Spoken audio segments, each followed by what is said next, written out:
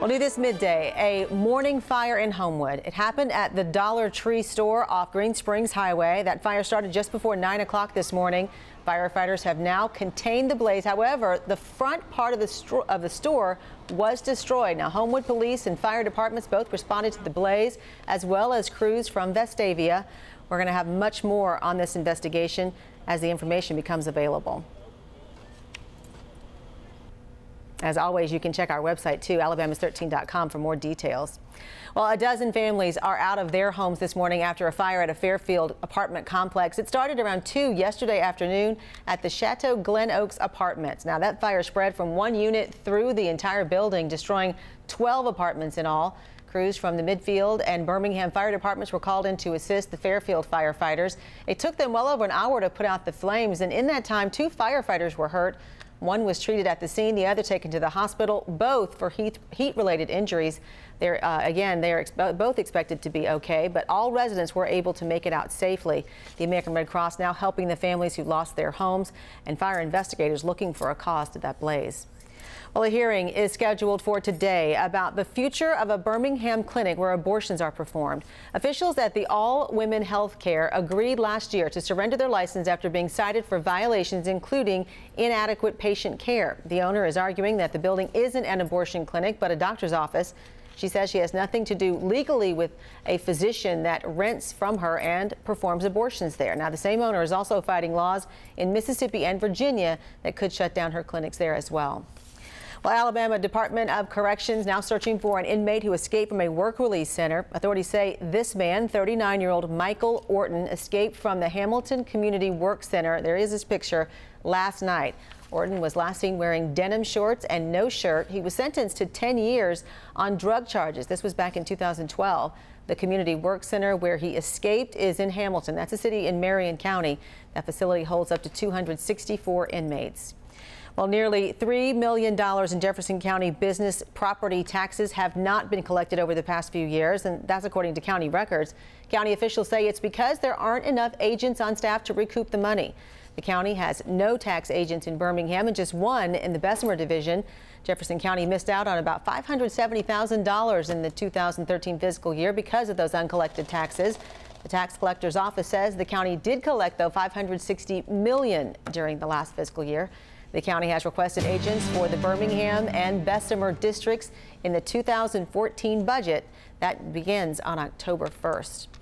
Well, as part of the 50 Years Forward campaign, the Birmingham community is coming together to rededicate a civil rights church. The ceremony was held at Thurgood CME Church last night. Civil rights icon Reverend Jesse Douglas helped rededicate the building. Reverend Douglas was deeply involved in the civil rights movement and he marched arm in arm with Dr. Martin Luther King Jr. in Selma. Organizers say the service connected the church to its past and empowered the congregation for the future. Current pastors from other historic churches in the area were also there. Well, UAB Hospital is celebrating World Breastfeeding Week this week by launching its new Nurturing Mothers Breastfeeding Support Group. The group is part of the Best Fed Beginnings program and is a step for UAB to be recognized internationally as a baby-friendly hospital. Here's that information for you. The meetings are going to be every Monday on the first floor media room of UAB Highlands. Now, it starts at 11:30, ends at 1. Participants should bring lunch with them, but parking is free. UAB is the only hospital in Central and North Alabama, as well as only one of 3 in the state selected to take part in the Best Fed Beginnings program. Well, it is a night out filled with food, music, fun, and the Jefferson County Sheriff's Office. National Night Out is an annual event that promotes neighborhood spirit and law enforcement community partnerships. And this year, there's going to be 2 opportunities to get to interact with the Sheriff's Office. Both events are tomorrow, August 6th. The first will be held at McAdory High School on the football field from 6 to 8 p.m. The second is in the parking lot of the Center Point Satellite Courthouse from 7 to 9 p.m. U.S. officials have decided to close embassies and consulates in 19 cities in the Muslim world until at least the end of this week. And that begins our look at quick headlines for you this midday. State Department officials say there's no indication of a new threat, and the decision is in an abundance of caution. State Department issued a worldwide travel alert last week that al-Qaeda may be planning attacks in August.